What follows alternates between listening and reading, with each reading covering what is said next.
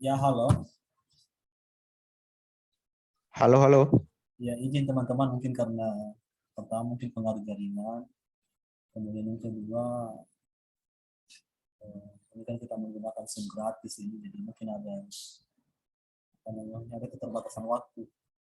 Jadi mohon dimaklumi. Jadi saya lanjut tadi terkait dengan pertanyaan Sofika ya, tentang cara kita untuk menghindari komunikasi yang eh, kesalahan komunikasi di sekitar kita. Yang jelaskan begini, setiap orang yang melakukan komunikasi, kemudian ada proses komunikasi antara komunikator dengan komunikan, sedapat mungkin untuk menghindari hal-hal yang tidak yang tidak penting atau yang bermasalah. Salah satunya misalnya antara kami yang ada di Zoom misalnya. Pertama mungkin masalah jaringan yang ada. Yang sampai apa yang saya sampaikan ini, teman-teman di situ menanggapi yang berbeda. Jadi ada faktor penunjang dalam komunikasi. Faktor penunjang itu tadi yang disebut dengan perantara. Kemudian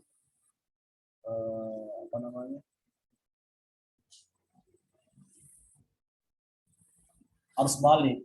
Paling tidak seorang komunikan mengharapkan feedback atau arus balik.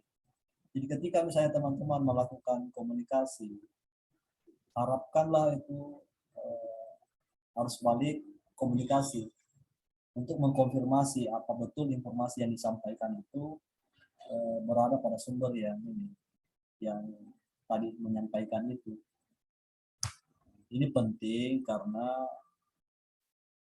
dengan hal siapa saja proses komunikasi ini menjadi dasar kehidupan kita, terutama kita yang manusia atau mereka yang berwirausaha.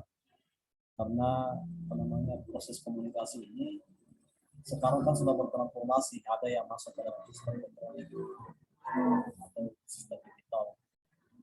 Jadi itu mungkin yang bisa kami sampaikan. Nanti kami akan rekam juga, nanti akan kami sempurnakan di listnya nanti sebagai bahan laporan. Baik, bagaimana Sul, Fikar? Untuk sementara ini. Ya Pak, baik. Saya rasa jawabannya saya sudah cukup puas. Selanjutnya saya kembalikan kepada Pak Sahril. Baik, kemudian pertanyaan dari kelompok 3.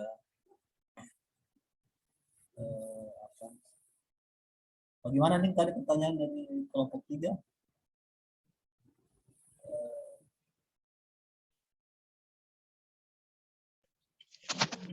Pertanyaannya gini Pak, untuk bagaimana cara terkait dengan ini perkembangan teknologi informasi. Iya, kendala penyebab ekonomi apa?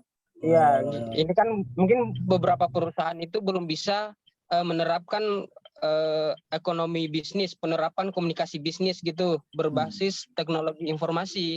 Nah, pasti ada kendala-kendalanya. Mungkin ya kira-kira apa gitu.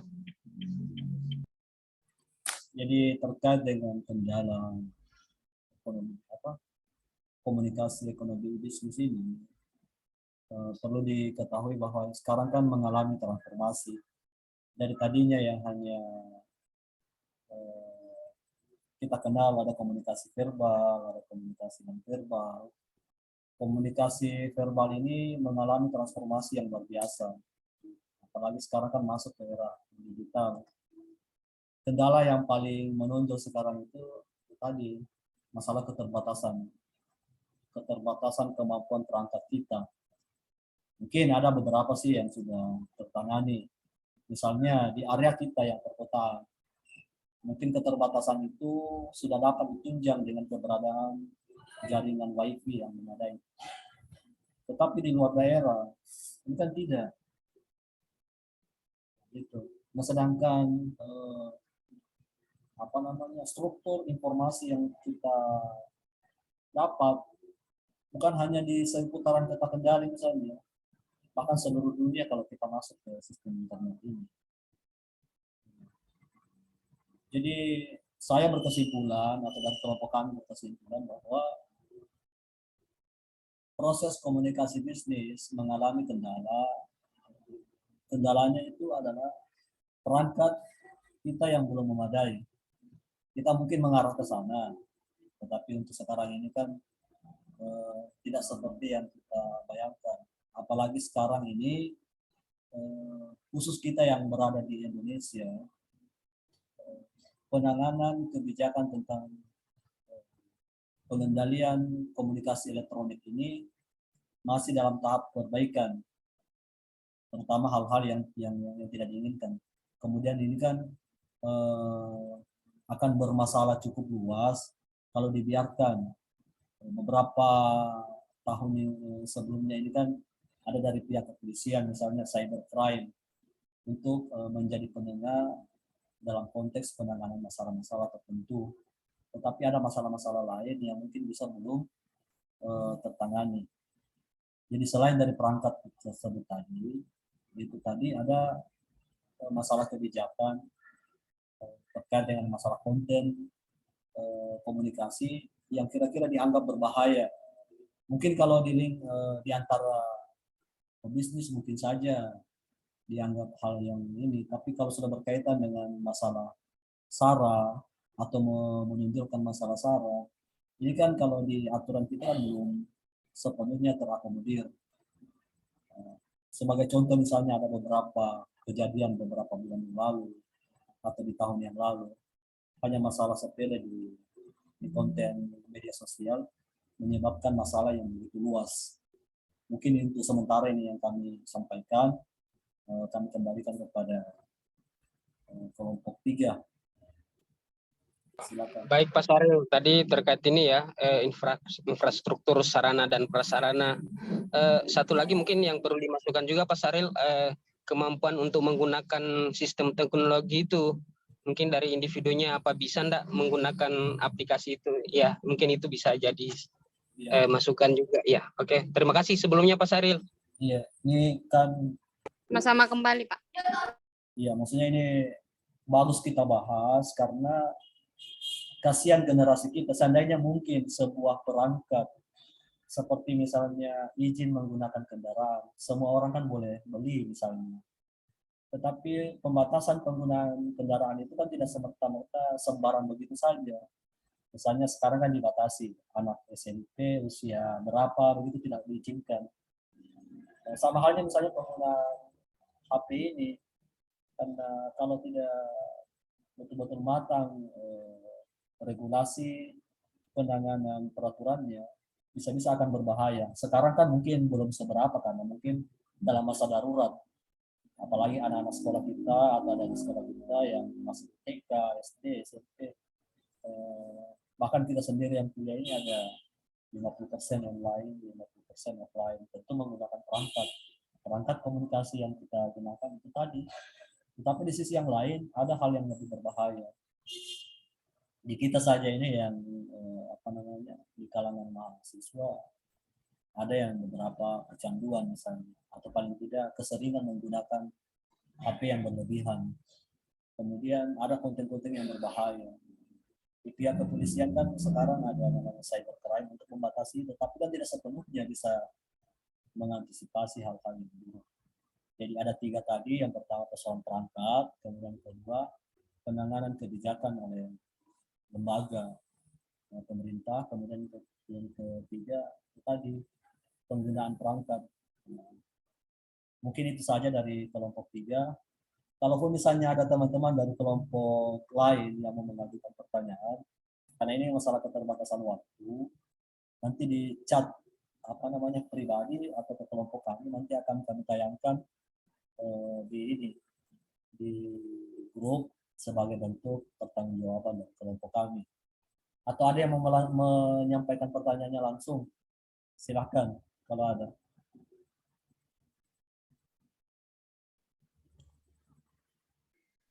saya ingin bertanya, Oh iya, kalau silakan. masih kesempatan. Ya, Kelompok berapa kita? terima kasih. Saya Ridwan dari kelompok 9. Oh iya. Ingin bertanya, kan ini materi tentang elektronik komunikasi bisnis. Iya. Nah, di mana kita sangkut pautkan elektronik itu dan komunikasi bisnis itu, saya gambarkan di sebuah platform e-commerce. Saya gambarkan di situ. Nah, seandainya kan bagaimana sih caranya melakukan komunikasi bisnis dalam artian ini penjualan secara e-commerce kepada konsumen agar konsumen itu tertarik untuk menjual atau membeli barang kita. Begitu.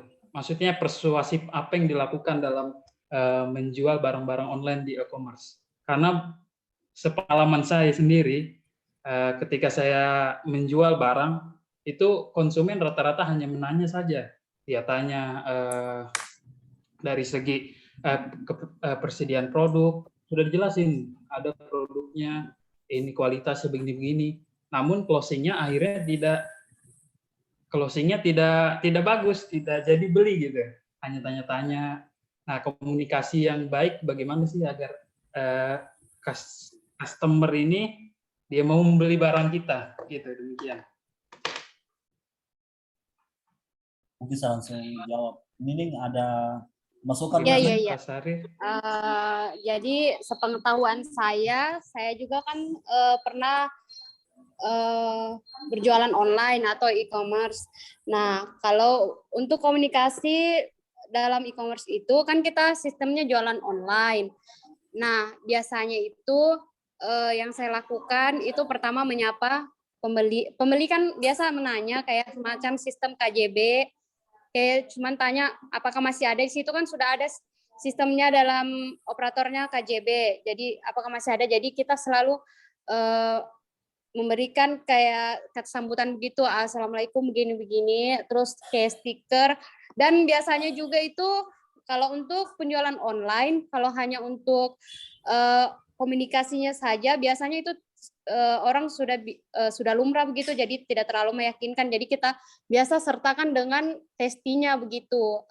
Kalau untuk dalam konsep e-commerce seperti itu, jadi kita berbicara kayak komunikasinya, iya apa ada yang bisa saya bantu kayak begitu, mau beli produk yang mana, varian apa, rasa apa, berikut kayak disertakan dengan testinya agar pembeli itu tertarik, lebih merasa yakin seperti itu. Karena kalau untuk komunikasi yang baik kan biasa dalam bisnis online itu sudah ada kayak kita bikinkan ada satu aplikasi yang membuat untuk penjelasan tentang bisnis kita sendiri seperti itu, sejauh mana saya pernah berbisnis online. Terima kasih. Apakah ada yang mau menanggapi atau menambahkan? Ya,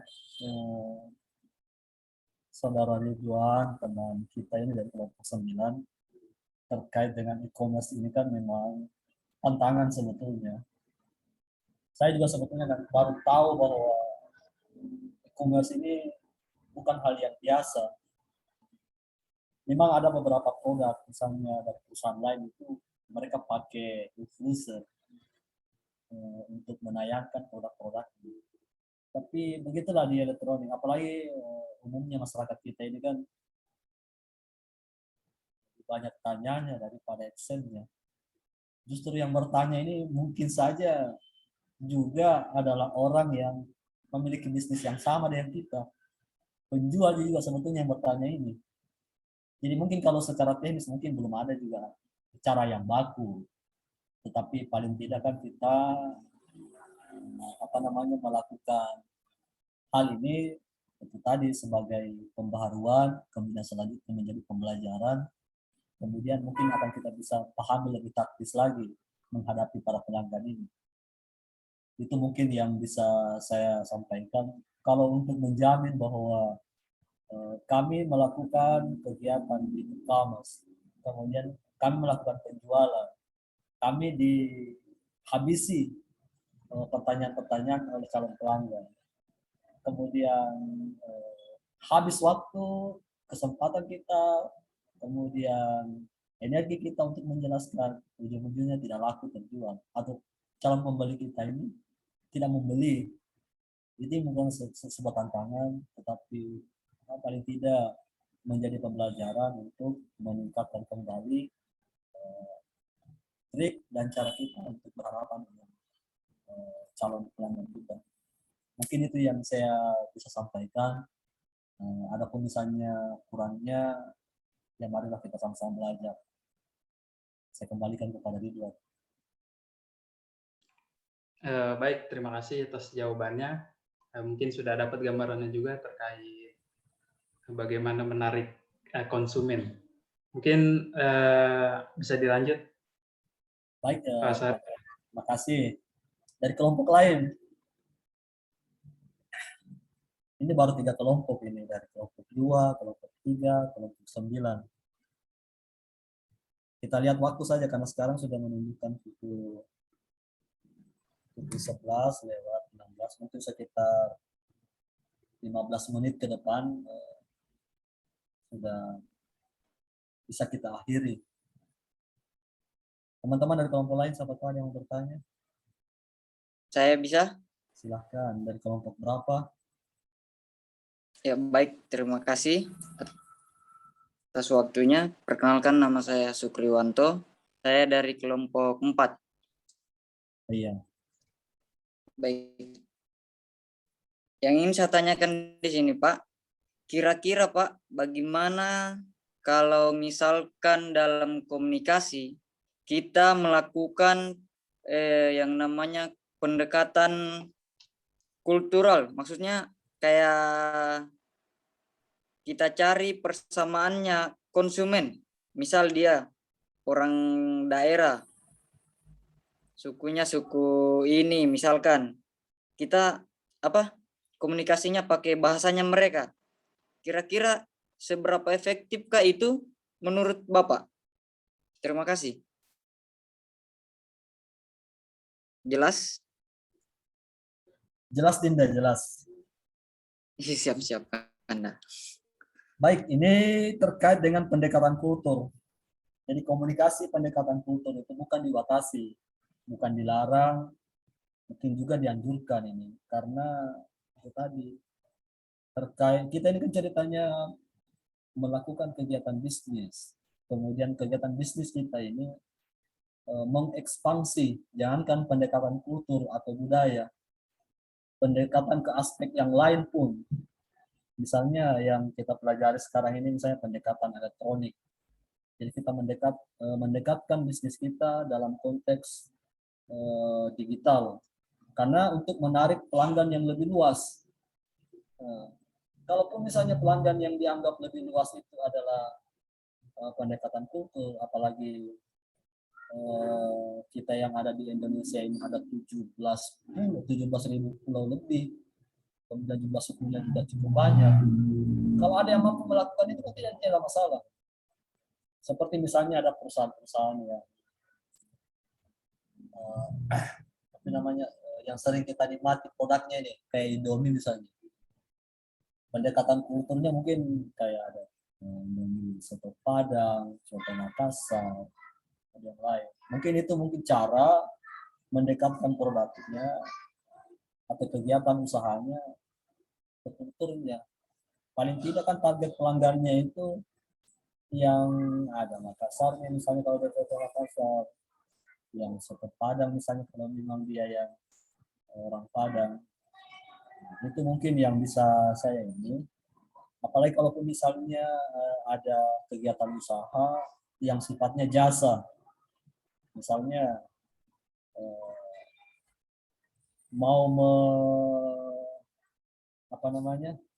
misalnya kita punya jasa refresh tubuh misalnya, seperti misalnya tukang pijat gitu. Pijat plus. Itu kan sekarang saya mau menyampaikan begini, tidak ada kegiatan yang ada sekarang ini, apalagi kegiatan bisnis yang tidak dikerja orang, tetapi pendekatan profesionalnya itu mungkin yang kurang. menganggap bahwa hal-hal yang tabu itu tidak bisa terekspos untuk kegiatan bisnis. Ada mungkin dulu itu di Bepas juga namanya rumah pijat Malimo yang memang spesifikasinya dari Buton. Dia memang memberikan pelayanan jasa pendekatan kultur. Rata-rata juga orang yang berkunjung di situ orang-orang yang dari Buton. Nah, sekarang ada juga misalnya usaha warung makan di Kendari, warung makan Sinonggi misalnya. Pendekatan kultur budaya seperti itu misalnya. Tetapi ini kan bisa menjadi lebih tren. Nah, taruhan saya contohnya kopi juga ada kopi Toraja, ada kopi yang lain. Mungkin pemahaman saya seperti itu. Jadi untuk menggali dan memaksimalkan kegiatan bisnis itu salah satunya adalah pendekatan kultur atau budaya. Sepanjang itu tadi jangan ada masalah di komunikasinya. Karena kapan berseberangan ini akan menyangkut masalah suku, ras, dan budaya. Atau yang sering kita kenal SARA. Mungkin itu yang bisa saya sampaikan. Mudah-mudahan teman-teman bisa memahami. Saya berterima kasih atas pertanyaannya ini. Saya kembalikan.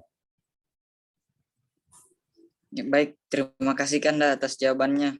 Sudah, alhamdulillah ada gambaran. Dari kelompok yang lain, baru 4 kelompok ini.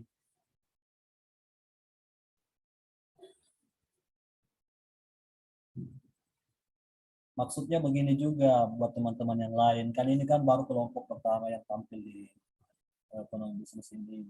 Siapa tahu ada juga tambahan atau masukan kepada kelompok kami. Saya itu kan biasa mengambil kelompok-kelompok di awal. Pada kelompok-kelompok selanjutnya juga nanti tidak juga akan mengurangi peran, akan membantu teman-teman dalam konteks berdiskusi. Apalagi sekarang kan kita dianjurkan untuk download buku yang telah disarankan atau direkomendasikan oleh Pak Mesin untuk menggali lebih dalam seperti apa elektronik bisnis ini. Ini mungkin pada bab pertama ini sebetulnya kan sudah 2 kali mungkin dibuka atau divulgarkan oleh Pak Mesin. Paling tidak hanya ini menjadi tanggung jawab kebetulan di kelompok kami. Teman-teman yang lain yang dari kelompok 5, 6, 7, 8.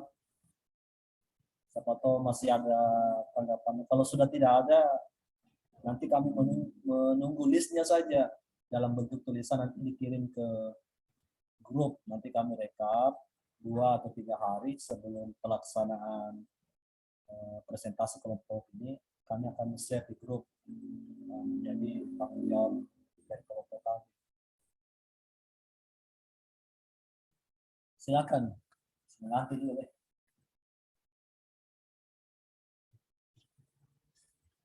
Dari kelompok lain. Bertanya saja terkait dengan elektronik, terkait dengan bisnis.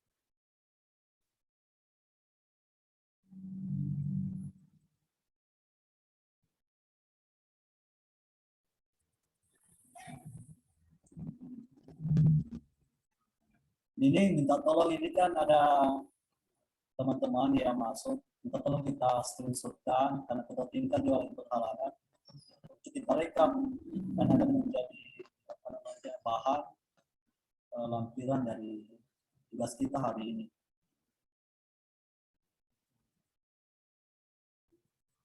Sukri mau bertanya lagi kah? Iya, Pak.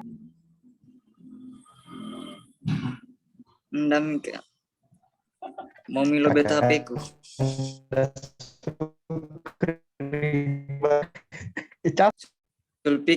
Sulpikar kayaknya itu, Pak.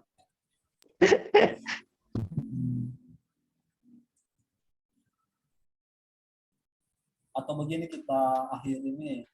Sulpikar komunikasi elektronik di bidang pertambangan. Jangkau ribut.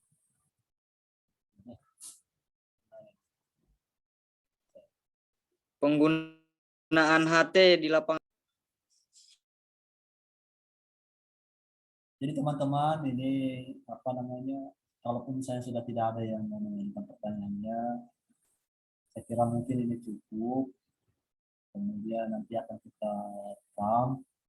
Nanti juga kalau misalnya belum sempat di kesempatan Zoom ini mengajukan pertanyaannya, kami menunggu paling tidak 1-2 hari ke depan masih kami bisa ini sebagai keterwakilan untuk koordinat. Nanti akan kami upload sebagai bentuk pertanggungjawaban kelompok satu. Itu mungkin yang saya sampaikan. Kalau sudah tidak ada yang mau mengajukan pertanyaannya,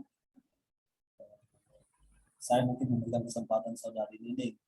Siapa tahu ada hal-hal yang mau disampaikan terkait dengan tugas sidang kelompok kami, untuk paling tidak mengakhiri dari kegiatan kita hari ini. Ini.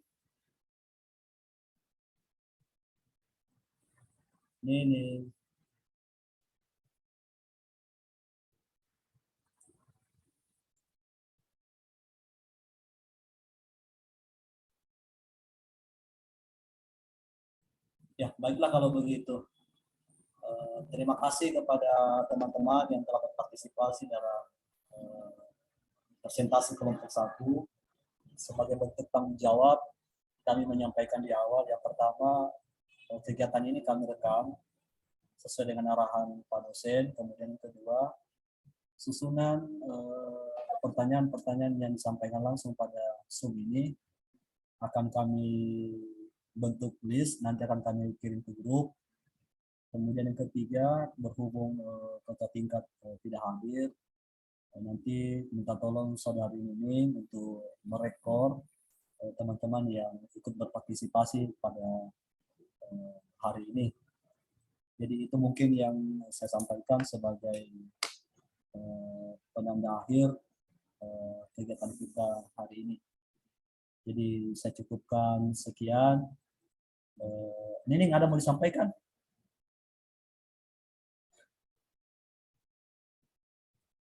Tidak ada, cuman atas nama Ali Ahmad Arbin, jaringannya ada lag-lag, jadi tapi dia masuk tadi, jadi tidak kelihatan di screenshot.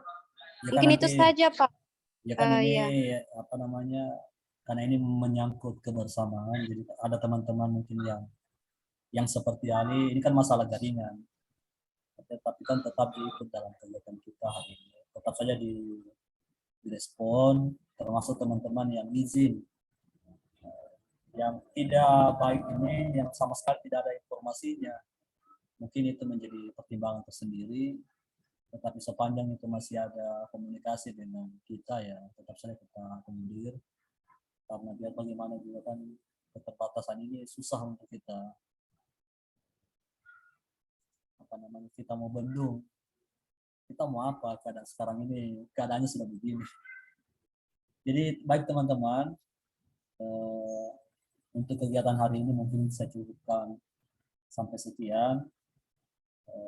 Saya ucapkan terima kasih kepada teman sekelompok saya ini, kemudian kepada semua teman-teman yang ikut berpartisipasi juga demikian. Kemudian sebagai penutup,